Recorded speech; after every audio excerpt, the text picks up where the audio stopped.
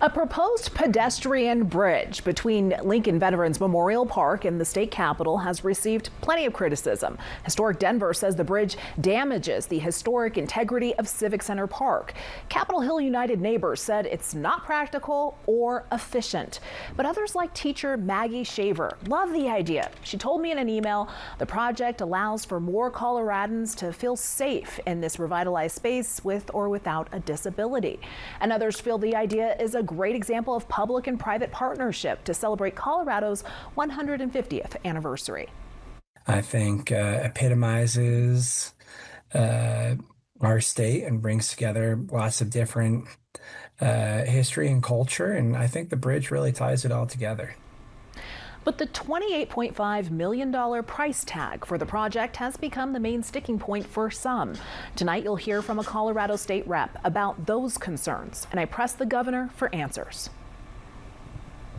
Coloradans deserve leadership that prioritizes people over extreme, excessive expenditures. The Colorado 150 walkway was pitched by Governor Polis to unite Coloradans as we celebrate our history on the 150th anniversary of our statehood in 2026. But for some, now is not the time for an extravagant birthday gift. I feel this $29 million art installation is financially irresponsible and is completely tone deaf. When Colorado is already facing a second year of extreme budget cuts, with over $1.2 billion slashed in the current fiscal year alone. Although the state just balanced its budget in April, lawmakers are eager to get back for a special session to address new financial strains. President Trump's One Big Beautiful Bill, signed on the 4th of July, cut about $500 million in revenue for Colorado and will cost about $500 million more to implement, according to the Colorado Office of State Planning and Budgeting. So I asked Governor Polis if this project is still a bridge he wants to cross. They could cut those back, and the state could say we're ignoring our 150th. It would make no dent in the cuts. I mean, these are very small amounts of money that are being talked about federally and in the state.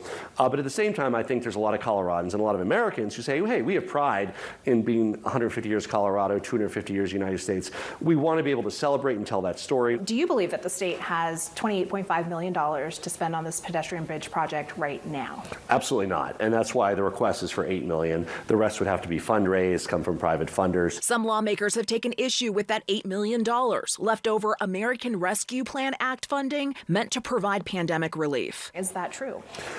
In a way, it was effectively federal funding that was swapped for state funding. So one thing, it's one-time funding, meaning it doesn't really help to support operational aspects of state government.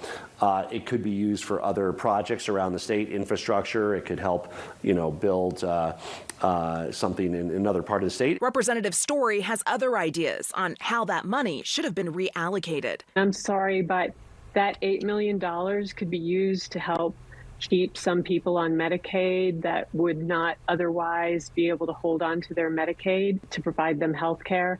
It could be utilized to help balance some of our rural hospitals that are on the edge right now. The Capital Development Committee is tasked with the next hearing on this project on August 14th. Representative Story is the chair of the committee. And I've heard from many constituents who just can't even believe this is on the table or even being discussed in this economic crisis that we are in the midst of right now.